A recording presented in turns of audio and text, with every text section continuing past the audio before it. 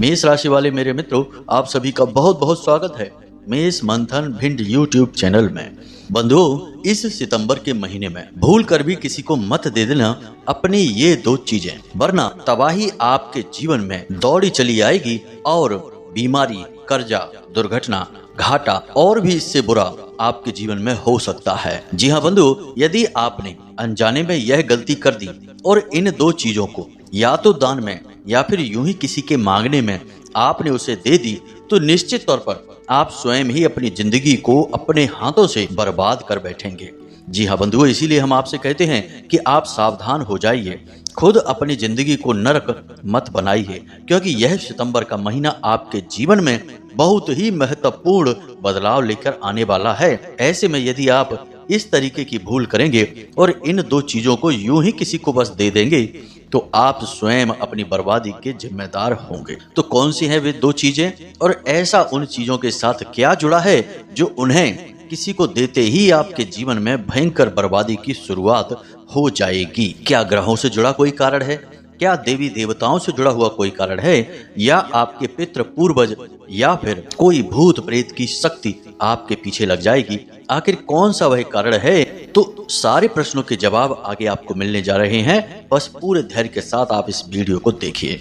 तो जयकारा बोलो माता रानी का, जगत माई महामाई माँ भद्रकाली की जय बोलो, माता रानी के सांचे दरबार की जय बोलो। बंधुओं, हमने आपकी राशि और कुंडली का बहुत गहराई से अध्ययन करने के बाद आपके जीवन के बारे में कई बार बेहद सटीक और मार्गदर्शन देने वाली भविष्यवाणियां की हैं, जिसका लाभ हजारों लोगों को प्राप्त हुआ है।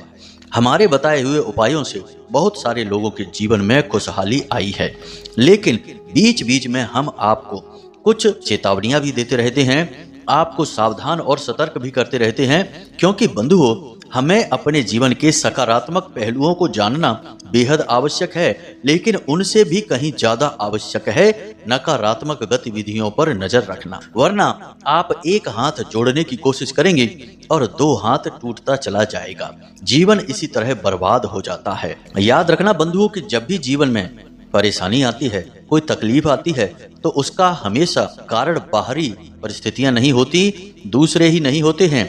कभी कभी हमारी स्वयं की गई कुछ नादानियां, कुछ गलतियां ऐसी होती हैं जो हमारे जीवन में भयंकर परेशानियों को दावत दे देती हैं, और ऐसा हम अक्सर अनजाने में कर बैठते हैं। यह तो वही बात हो गई कि हम किसी रास्ते पर जा रहे हैं और हमने देखा कि सामने एक भयंकर बैल खड़ा हुआ है, लेकिन तभी हमने कुछ ऐसा पहन रखा है, जैसे कहते हैं ना कि लाल रंग से बैल आकर्षित होते हैं, तो हमने भी अनजाने में वही रंग पहन रखा है और वह बैल सीधा दौड़कर आया और हमें टक्कर मारकर हमारी हड्डियां तोड़कर आगे निकल गया। अब जिसको ज्ञान नहीं है वह तो कहेगा कि उसकी किस्मत की मार है, किस्मत ने उसे बहुत बुरी तरह से मारा, लेकिन जिसको ज्ञान है वह कहेगा कि नहीं, एक तो तुमने गलती की कि तुम उस रास्ते पर गए जहां पर बैल था, दूसरी गलती तुमने यह की कि तुमने लाल रंग के कपड़े पहने थे, जिससे बैल आकर्षित हुआ और तुम्हें कुचल कर चला गया। तो जिस व्यक्ति को ज्ञान होता है वह अनजाने में भी कोई गलती नहीं करता है, ऐसे कोई कार्य नहीं करता है जिससे कि देवी देवताओं का क्रोध, ग्रह नक्षत्रों की नकारात्मक ऊर्जाएं जीवन को तबाह कर दें, और तभी जीवन में सही आनंद की प्राप्ति होती है, सुख की प्राप्ति होती है और तरक्की और खुशियां भी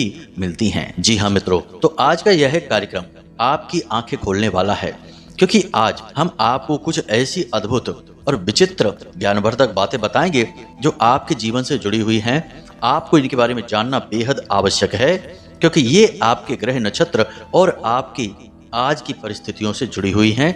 दूसरा कि इस सितंबर के महीने में इन दो चीजों को किसी और को दे देने से नकारात्मकता आ सकती है, यानी कि आपके जीवन में आ रही खुशियां उल्टे पांव वापस जा सकती हैं। तो अब ऐसे में आपको इस कार्यक्रम को पूरा देखना बहुत आवश्यक है। बंधु, हमने इस कार्यक्रम को तैयार करने में सचमुच में बहुत मेहनत की है और आपको विशेष ज्ञानवर्धक जानकारी का खजाना देने की पूरी कोशिश की है, जो आपके जीवन में चल रहे आज के इस समय विशेष पर आधारित है। इस कार्यक्रम में हमने आपकी कुंडली का, आपके ग्रह नक्षत्रों का और आज के समय में आपके जीवन में चल रही परिस्थितियों का पूरा आकलन किया है। साथ ही साथ माता रानी की विशेष कृपा और आशीर्वाद भी आप तक पहुंचाने की पूरी कोशिश की है। इसी के साथ साथ वीडियो के अंत में हमने आपको एक बेहद ही शक्तिशाली माता रानी से जुड़ा हुआ सर्व मनोकामना पूर्ति उपाय भी बताया है, जो हमने भी अपने जीवन में कई बार आजमाया है और हजारों लोगों के जीवन में भी आजमाया है और उनके जीवन में बहुत बड़े बड़े लाभ इस उपाय के माध्यम से हुए हैं। तो आपको भी इस उपाय के बारे में हमने इस कार्यक्रम में बिल्कुल अंत में बताया है। तो बस ऐसे में हम आपसे यह चाहते हैं कि आप इस वीडियो कार्यक्रम को पूरा देखें, अंत तक देखें, क्योंकि यह आपके जीवन से जुड़ा हुआ है, आपके बारे में है, आपके जीवन की तकलीफों को दूर करने के बारे में है। तो आपको देखना ही होगा इसे। यह आपका धर्म है, आपकी जिम्मेदारी है कि आप अपने जीवन की हर एक बुरी परिस्थिति को अच्छी परिस्थिति में बदलें। उसके लिए आपको ज्ञान चाहिए। ज्ञान के लिए आपको किसी न किसी से तो ज्ञान लेना ही पड़ेगा। इसलिए हम आपसे कहते हैं कि इस कार्यक्रम को अंत तक देखें, ज्ञान हासिल करें, जीवन में जरूरी बदलाव करें और अपने जीवन को ही बदल डालें माता रानी की कृपा और आशीर्वाद से। तो चलिए आज के इस विशेष कार्यक्रम की शुरुआत करते हैं। बस आपसे यही हम चाहेंगे कि माता रानी को आभार अवश्य व्यक्त करें। कमेंट बॉक्स में लिखें जय माँ भद्रकाली कृपा करो। एक बार नहीं 3 बार लिखना। माता रानी आपके ऊपर पूरी कृपा और आशीर्वाद बनाएंगी, आपका जीवन बदलेगा। इसी के साथ साथ माता रानी के इस छोटे से दास का आपसे एक छोटा सा निवेदन और है कि यदि आप इस चैनल कार्यक्रम पर पहली बार आए हैं तो आप इस चैनल को सब्सक्राइब अवश्य करें। बगल में जो सब्सक्राइब का बटन है उसे आप दबा दें, इसी समय दबा दें। ऐसा करते ही आप न केवल हमारे बल्कि माता रानी के दिव्य परिवार के सदस्य बन जाएंगे, क्योंकि हम तो माता रानी के साधक हैं, लंबे समय से माता रानी की सेवा में ही समर्पित हैं। तो जब आप हमारे परिवार के सदस्य हैं तो माता रानी के परिवार के सदस्य हैं, और एक बार जब माता रानी के परिवार के सदस्य ही बन गए तो फिर काहे का डर, दुनिया में कोई आपका बाल भी बांका नहीं कर पाएगा। तो चलिए जल्दी से चैनल को सब्सक्राइब करिए, फिर आगे बढ़ते हैं। बंधु, इस सितंबर के महीने में 3 महत्वपूर्ण बातें हैं जो आपको पूरे महीने अपने दिमाग में रखनी है, क्योंकि इनका उपयोग आपको पूरे महीने प्रतिदिन करना ही पड़ेगा। और यह आपके लिए बड़ी चुनौती होगी कि इन 3 बातों पर प्रतिदिन अमल आप कर पाएं। पहली बात, आप अपने मनोबल को कभी नीचे मत होने देना, क्योंकि इस सितंबर के महीने में कई परिस्थितियां ऐसी बनेंगी कि आपका मनोबल बहुत नीचे चला जाएगा। आपका काम में मन नहीं लगेगा, अपने जीवन में ही रुचि समाप्त हो जाएगी, कुछ भी अच्छा नहीं लगेगा। एक अजीब सी उदासी, एक अजीब सी नकारात्मकता आपके दिमाग पर हावी रहेगी। बेशक आपके जीवन में पैसा आए, चाहे रिश्ते हों, नाते हों, खुशियां हों, सब कुछ होते हुए भी आपके मन में एक अजीब सी उदासी, अजीब सी नकारात्मकता बनी रहेगी। आपको अक्सर ऐसा लगेगा जैसे आप तमाम लोगों से घिरे अवश्य हैं, लेकिन इतनी भीड़ में भी आप अकेले ही हैं, क्योंकि आपके दिल को समझने वाला कोई नहीं है, आपके विचारों को समझने वाला कोई नहीं है। आपकी बातों से लोग सहमत तो हो जाते हैं लेकिन समझ नहीं पाते हैं। तो बहुत सारी चीजें आपके दिमाग में चलेंगी, जिसकी वजह से आप अंदर ही अंदर थोड़े से परेशान रहेंगे, या यूं कहें कि अंदर ही अंदर आप कुढ़ते रहेंगे। तो आपको ऐसे में क्या करना है, हम आपको सलाह भी दिए देते हैं। सबसे सरल मार्ग है भक्ति मार्ग। जब भी जीवन में कुछ अच्छा ना लगे या जीवन में नकारात्मकता महसूस हो, मन खराब हो, उस समय भगवान का नाम स्मरण, भगवान के भजन, भगवान की भक्ति से अच्छा साधन कोई भी नहीं है। क्योंकि जब भी चित्त अस्थिर होता है तो उस समय चित्त की शुद्धि और चित्त की स्थिरता केवल और केवल भगवान की भक्ति में ही निहित हो सकती है, अन्य कहीं किसी स्थान पर नहीं। लोग मूर्खता करते हैं, नशा करने लगते हैं, कहते हैं शराब पीते हैं तो मन को सुकून मिलता है, धुआं यानी सिगरेट पीते हैं या उल्टी सीधी हरकतें चीजें खाते पीते हैं तो कहते हैं मन को सुकून मिलता है। अरे वो मन को सुकून नहीं है, वो तुम्हारी मूर्खता है, तुम्हें बाद में और ज्यादा भयंकर तकलीफें देने वाली है। थोड़ी देर के लिए भले लग सकता है, कुछ समय के लिए, कि सब कुछ ठीक है, लेकिन जैसे ही इन सब का नशा उतरेगा आप फिर से उसी भयंकर दलदल में फंसे पाएंगे और ज्यादा फंस जाएंगे, क्योंकि आपके अंदर आपकी आत्मा, आपका ईश्वर आत्मग्लानि से आपको भर देगा कि आपने गलत कार्य किया है, और इसी गलत कार्य की आत्मग्लानि से आप फिर अपने आप को माफ नहीं कर पाएंगे, तो फिर से नशा करेंगे, फिर और नशा करेंगे। इसी वजह से आपने देखा होगा कि जो नशा करने वाले लोग हैं वे कभी नशे से छुटकारा पा ही नहीं पाते हैं, इतनी शक्ति, इतना बल ही नहीं बचता उनके अंदर। तो आपको गलत मार्ग पर नहीं जाना है, आपको सन्मार्ग पर चलना है, ईश्वर से जुड़ना है। चित्त की बेचैनी तभी शांत हो सकती है।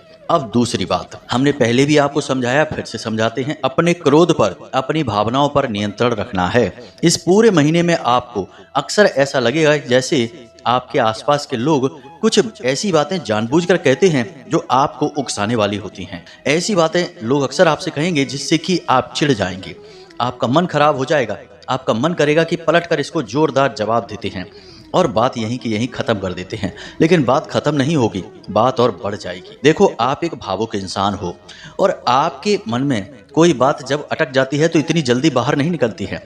बेशक आप बाहर वालों को ऐसा दिखाएं कि आपको किसी की परवाह नहीं है, आपको किसी से कोई मतलब नहीं है, लेकिन आपको अंदर ही अंदर सबकी परवाह रहती है, सबके लिए आप परेशान होते हैं और किसी की तकलीफ में आपको दुख होता है, परेशानी होती है। यह बात आप मानिए, हम आपको अच्छी तरह से जानते हैं। तो जब किसी से थोड़ी कहासुनी हो जाती है तो आपका दिमाग खराब हो जाता है, लंबे समय तक वह बातें आपके दिमाग में घूमती रहती हैं।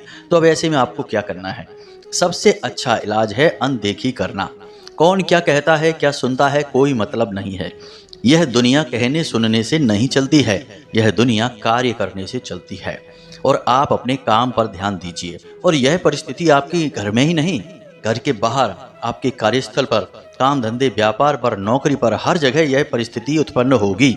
जब लोग आपको जानबूझकर उकसाएंगे, आपको ऐसी बात कहेंगे जिससे आपको अचानक क्रोध आएगा, आपको पलटकर कोई जवाब नहीं देना है, शांत रहना है। इस तरह आप क्रोध नहीं करेंगे। और क्रोध असल में एक ऐसी अग्नि के समान होता है कि जो दूसरों को तो बाद में जलाता है, पहले स्वयं को ही जला देता है। तो ऐसे में आप क्रोध नहीं करेंगे तो स्वयं तो जलने से बच ही जाएंगे और दूसरों का तो भगवान ही मालिक है, भगवान ही उनका न्याय करेंगे। अगर वो गलत हैं तो सजा मिलेगी, सही है तो कोई बात नहीं, परिस्थितियां हैं। तो आपको समझदारी से काम लेना है, क्रोध नहीं करना है, भावनाओं पर नियंत्रण रखना है। और तीसरा और सबसे महत्वपूर्ण कार्य, अपने घर के बड़े बुजुर्गों के साथ आपको समय बिताना है, खास तौर से अपने पिता, अपनी माँ के साथ। इस महीने में सूर्य और चंद्र कुछ इस प्रकार से गोचर कर रहे हैं कि लगभग आधा महीना आपका सूर्य और चंद्र के नकारात्मक प्रभावों में गुजर जाएगा। अब ऐसे में आपके घर में जो आपके पिता हैं वे आपके सूर्य हैं और माता चंद्रमा हैं। जब आप अपने पिता और माता को संभाल लेंगे, उनके आशीर्वाद ले लेंगे, तो आपका सूर्य कितना ही नकारात्मक हो आपको शुभ फल देगा। चंद्रमा कितना ही आपका मन खराब करे, लेकिन आपका मन शुद्ध ही रहेगा, क्योंकि आपने अपना चंद्रमा सही कर लिया, अपनी माँ से आशीर्वाद ले लिया। तो आपको करना क्या है? दिन का थोड़ा सा समय अपने माता पिता के साथ बैठें, उनसे बातें करें, अच्छी अच्छी बातें करें, कोई गलत नकारात्मक बिंदु ना उठा लें, किसी गलत बात पर चर्चा ना करें शुरू, किसी सकारात्मक बात पर चर्चा शुरू करें, धार्मिक विषय को उठा लें, भगवान श्री हरि विष्णु की, भगवान श्री कृष्ण की लीलाओं की चर्चा करने लगें, राम जी के गुणों की चर्चा करने लगें। तमाम तरीके की चर्चाएं हैं। धार्मिक चर्चा करेंगे तो मन शुद्ध भी होगा, विचार भी शांत होंगे और माता पिता भी खुश होंगे कि देखो हमारा बालक है कितना धार्मिक हो गया है, कितना पवित्र हो गया है।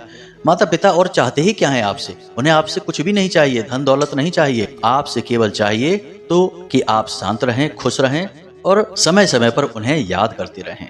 कोई भी बालक जब अपनी माँ को याद करता है, पिता को याद करता है, उनके साथ समय बिताता है, तो उन्हें सचमुच में बहुत सुकून प्राप्त होता है। तो बस आपको यही करना है, अपने माता पिता की सेवा करनी है, समय उनके साथ बिताना है और हो सके तो उन्हें इस महीने में कुछ न कुछ गिफ्ट, कुछ न कुछ उपहार अवश्य दे देना है। छोटा मोटा ही दे दें, सस्ता सा ही दे दें, जरूरत नहीं है कि बहुत महंगा। माता पिता भाव के भूखे होते हैं, बिल्कुल भगवान के समान। वे बच्चों से कुछ नहीं चाहते, बच्चे बस प्रेम से उनका नाम ही ले लें, माँ कह दें, पिता कह दें, उतने से ही प्रसन्न हो जाते हैं जैसे भगवान प्रसन्न हो जाते हैं। इसीलिए तो माता पिता को इस धरा पर भगवान का स्वरूप कहा जाता है। तो बस ये 3 काम हैं आपको इस पूरे महीने करने होंगे। अगर आप कर पाते हैं तो आपके जीवन में 70 से 80% नकारात्मकता तो तुरंत समाप्त हो जाएगी। अब बात करते हैं इन 2 चीजों के बारे में जिन्हें आपको भूल कर भी किसी को नहीं देना है। अब कुछ चीजें यहाँ पर ध्यान से समझिए। राहु आपको हमेशा ऐसा कार्य करने के लिए प्रेरित करेंगे जिनके लिए आपको ना बोला जाएगा, क्योंकि राहु दिमाग है, राहु सिर है, शरीर नहीं है। तो राहु हमेशा इंसान के दिमाग पर ही हावी रहते हैं। इसीलिए आपने देखा होगा कि जब भी किसी इंसान से यह कहा जाता है कि वहां मत जाना, वहां मत बैठना, तो उसका मन वहां जाने का ही करने लगेगा, वहीं पर बैठने का करने लगेगा। यह तो एक उदाहरण है। जिस कार्य के लिए मना किया जाएगा वही कार्य इंसान करने के लिए प्रेरित हो जाएगा, क्योंकि राहु उसे प्रेरित करेगा कि यही करिए। तो अब जब हम आपसे कह रहे हैं कि इन 2 चीजों को आपको इस पूरे महीने में किसी को नहीं देना है, ना ही जाने में ना ही अनजाने में। तो तुरंत आप कल से ही देखना परिस्थितियां ऐसी बनने लगेंगी कि लोग आपसे ये 2 चीजें मांग करने लगेंगे और आपको देना मजबूरी हो जाएगा। फिर आपको थोड़ा कठोर होना पड़ेगा, मना करना पड़ेगा, ना कहना पड़ेगा। इसके लिए आपको हो सकता है थोड़ी बहुत बुराइयां भी मिल जाएं, लेकिन आपको ये 2 चीजों को देना नहीं है। अब ध्यान से सुनिए। सबसे पहले हम साधारण तौर पर बात करते हैं कुछ चीजों की, फिर मुख्य तौर पर उन 2 चीजों की बात करेंगे। याद रखना कि शनि इस महीने भी चल रहे हैं और आगे भी चलेंगे, अपनी ही स्वराशि में बकरी चलेंगे। तो आपको 2-3 चीजें शनिदेव से जुड़ी हैं जो किसी को नहीं देनी है। पहला, तेल। किसी भी प्रकार का तेल आपको किसी को मांगे से नहीं देना है। दान आप कर सकते हैं, लेकिन मंदिर में ही जाकर दान करें। यूं ही किसी को आप दे देंगे सड़क चलते दान, तो वह दान नहीं कहा जाएगा। वह आपके पुण्य को बढ़ा सकता है, लेकिन दान नहीं कहा जाएगा। तो अब यहाँ पर आपको मंदिर में जाकर दान कर सकते हैं, लेकिन यूं ही किसी को नहीं देना है, तेल नहीं देना है। दूसरा, लोहे का कोई भी उपकरण, कोई भी सामान किसी को नहीं देना है, जैसे कील है, हथौड़ी है। अगर देना भी है तो तुरंत उससे वापस भी ले लेना है, उसी के पास नहीं छोड़ देना है। तीसरा, अपने जूते चप्पल किसी को नहीं देने हैं, ना ही पहनने के लिए, ना ही यूं ही दान में देना है। यह भी आपको याद रखना है। तो शनिदेव से जुड़ी चीजें जो भी हैं, 3 ही चीजों पर शनिदेव का सबसे अधिक प्रभाव रहता है। पहला तेल पर, दूसरा लोहे पर, और तीसरा आपके पैर की जो आपके तलवे हैं, यानी कि आपका जो पंजा है पैर का, उस पर आप जो भी चीज धारण करते हैं उस पर। तो इन 3 जगहों पर इन 3 चीजों को आपको किसी को नहीं देना है। दूसरा, शुक्र से जुड़ी हुई चीज आपको किसी को नहीं देनी है। शुक्र केतु के साथ युति बनाकर बैठे हुए हैं और 18 सितंबर तक युति बनाकर बैठे रहेंगे। तो अब आपको कम से कम 18 तारीख तक शुक्र से जुड़ी चीजें किसी को नहीं देनी है। शुक्र से जुड़ी चीजें कौन सी हैं, ध्यान से सुनिए। कोई भी सफेद रंग का वस्त्र, सफेद रंग का कोई भी वस्त्र आपको किसी को भी भूल कर भी नहीं देना है। इसी प्रकार नमक और सफेद रंग की मिठाई यदि कोई आपको देता है तो न तो आपको लेना है और ना ही किसी को देना है, क्योंकि इसके पीछे का कारण है शुक्र। शुक्र ने केतु के साथ युति बना रखी है। अब ऐसे में शुक्र से जुड़ी हुई चीजों को अगर आप किसी को दे देंगे या फिर दान कर देंगे तो शुक्र के नकारात्मक प्रभाव आपको परेशान कर सकते हैं। इसी के साथ साथ अपनी घड़ी जिसे आप पहनते हैं उसे, और प्लास्टिक का कोई भी सामान आपको किसी को भी ना तो देना है और ना ही दान में देना है। ऐसा करने से राहु आपका दूषित हो जाएगा और राहु मीन राशि में गोचर कर रहे हैं, और जब मीन राशि में राहु गोचर करते हैं तो ऐसे में राहु से जुड़ी चीजों का दान आपको बहुत बड़ा खतरा पहुंचा सकता है। तो थोड़ा सा आपको सावधान रहना होगा। ये तो थी कुछ सामान्य सी चीजें जिनका आपको लेन देन नहीं करना है, लेकिन अब हम आपको बताते हैं उन 2 चीजों के बारे में जिन्हें आपको भूल कर भी किसी को नहीं देना है। तो सबसे पहली चीज है परफ्यूम, इत्र, खुशबूदार जो इत्र होता है उसकी बात कर रहे हैं। अक्सर ऐसा होता है कि आपका परफ्यूम दूसरे लोग मांग लेते हैं जरा सा उपयोग करने के लिए, तो आपको ऐसा नहीं करना है, क्योंकि परफ्यूम का, इत्र का सीधा संबंध शुक्र के साथ होता है।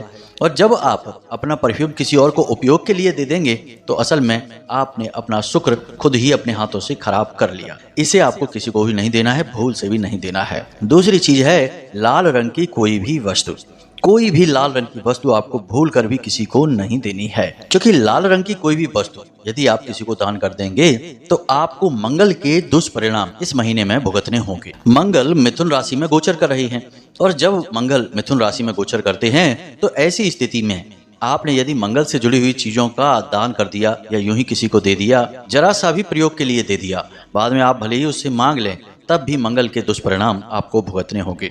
अब मंगल के दुष्परिणामों से आपको बचने के लिए बेहद आवश्यकता है, क्योंकि मंगल के बारे में कुछ बातें हैं जो आप जान लीजिए, आपके लिए बेहद आवश्यक हैं। पहली तो यह है कि इसका नाम मंगल है, लेकिन इसके काम सारे अमंगल वाले हैं। यानी कि मंगल इंसान के जीवन में परेशानियां अधिक लाता है, लाभ और खुशियां कम लेकर आता है। अब सीधी सी बात है कि यह एक सेनापति है ग्रहों का, और सेनापति का काम क्या है? सेनापति का काम है लड़ना। जी हाँ मित्रों, सूझबूझ लगाना, तरकीबें लगाना और अधिकतर क्रोध में रहना, गुस्से में रहना।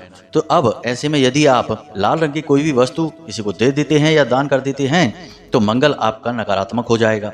फिर हमने आपसे पहले ही कहा है कि आपको अपनी भावनाओं पर नियंत्रण रखना होगा इस पूरे महीने, क्योंकि परिस्थितियां ऐसी बनेंगी कि आपका भावनात्मक संतुलन हिलेगा। तो अब ऐसे में मंगल से जुड़ी चीज का आप यदि दान कर देते हैं या किसी को दे देते हैं तो आपको बिना मतलब की बातों पर क्रोध आएगा, बिना मतलब की चिंताएं आपको सताएंगी।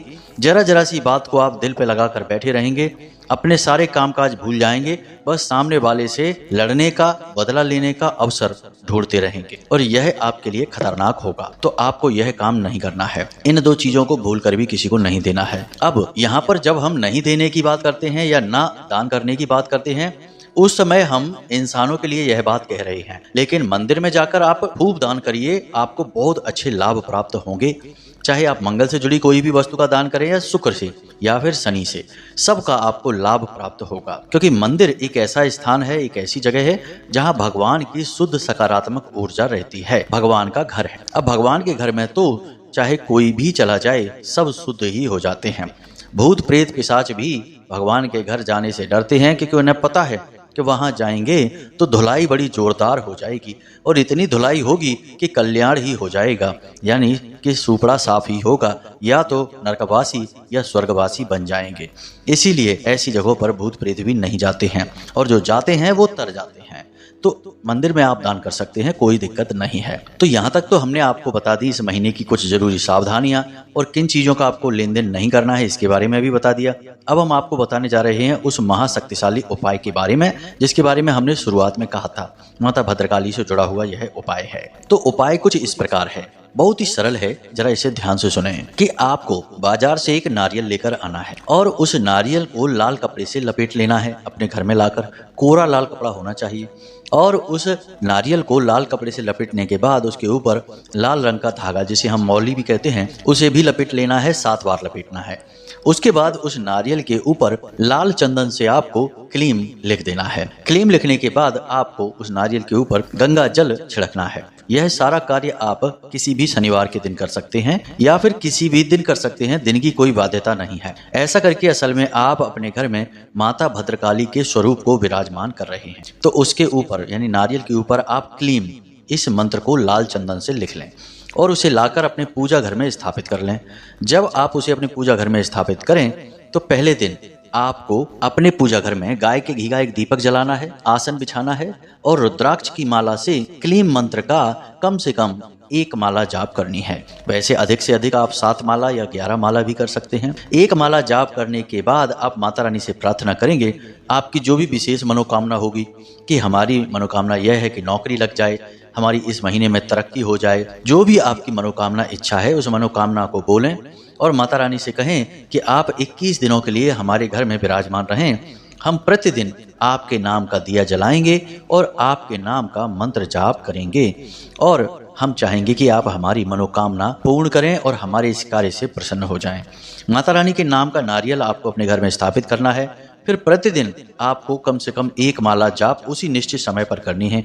यह कार्य आपको रात्रि के समय करना है और क्लीम मंत्र से ही करेंगे आप, इसे आप ध्यान रखें। अब यदि पुरुष हैं तो ओम क्लीम इस तरह से उच्चारण करेंगे, महिलाएं हैं तो क्लीम ओम, यानी कि जो ओम संपुट है उसे महिलाएं बाद में बोलेंगी, पुरुष पहले बोलेंगे। इस तरह से आपको 21 दिनों तक की यह साधना है माता भद्रकाली की। हर एक साधक की हर मनोकामना 21 दिनों के अंदर अंदर पूरी हो जाती है, आपकी भी हो जाएगी। कोई आज तक हमने ऐसा सुना ही नहीं जिसकी यह मनोकामना पूरी ना हुई हो। बस आपको करना यह है कि जब हम किसी साधना में जाते हैं तो हमें कुछ नियमों का पालन करना पड़ता है, तभी भगवान प्रसन्न होते हैं। नियम बहुत ही सरल हैं कि झूठ नहीं बोलना है, बहुत ज्यादा अनिवार्यता हो तभी झूठ बोले और ऐसा झूठ बोले जिससे किसी की हानि ना हो। दूसरा कि किसी भी प्रकार का पैसे का गमन ना करें, यानी कि किसी का मन खराब करके किसी को दुख पहुंचाकर पैसे ना कमाएं। तीसरा कि अपने पितृ पूर्वजों का, महिलाओं का, घर के बड़े बुजुर्गों का भूल कर भी अपमान ना करें। तीसरा, मांस मच्छी, जुआ, शराब, उल्टे सीधे कार्यों में बिल्कुल भी लिप्त न रहें, इनसे पूरी तरह से दूरी बना लें। इसी के साथ साथ ब्रह्मचर्य का भी पालन करें। बस इन कार्यों को आप कर लें, बहुत ही सरल कार्य हैं, आसानी से पूर्ण हो जाएंगे यदि आप सात्विक विचारधारा के इंसान हैं। यदि आप तामसिक हैं तो आपको कठिनाई अवश्य होगी ही। बस इस उपाय को आप कर लें। 21 दिन के बाद जब आपकी मनोकामना पूरी हो जाए तो आपके नजदीकी माता काली का जो भी मंदिर हो उस मंदिर में जाकर आपको यह नारियल माता रानी के चरणों में समर्पित कर देना है। बस यह आपका उपाय है, इसे आप एक बार अवश्य करें और हमें इस उपाय के लाभ बताएं कि आपको कैसे इसके लाभ प्राप्त हुए।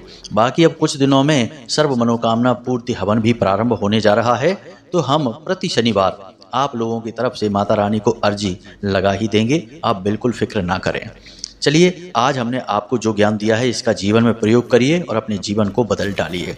मित्रों, याद रखना कि जो भी बातें हमने आपको बताई हैं वे केवल आपके जीवन से जुड़ी हैं, आपके जीवन में बदलाव लेकर आएंगी। तो इन्हें पूरी गंभीरता से लें, हल्के में बिल्कुल भी ना लें। उम्मीद करते हैं कि सारी बातें आपको समझ में आ गई होंगी। इसी के साथ साथ आज की इस वीडियो को विराम देते हैं। कोई प्रश्न यदि बने तो कमेंट करके पूछ लें या व्हाट्सएप नंबर जो डिस्क्रिप्शन में दिया गया है उस पर मैसेज करके भी पूछ सकते हैं। तो इसी के साथ साथ अब विदा लेते हैं। हमेशा हंसते रहिए, मुस्कुराते रहिए, सकारात्मक रहिए और दिन में एक बार मंदिर अवश्य जाइए, क्योंकि आपका उद्धार वहीं से होना है। मिलते हैं अगले ज्ञानवर्धक कार्यक्रम में, तब तक के लिए धन्यवाद। प्रेम से बोलिए जय माई की, जय माँ भद्रकाली। माता रानी आपका कल्याण करेंगी। धन्यवाद।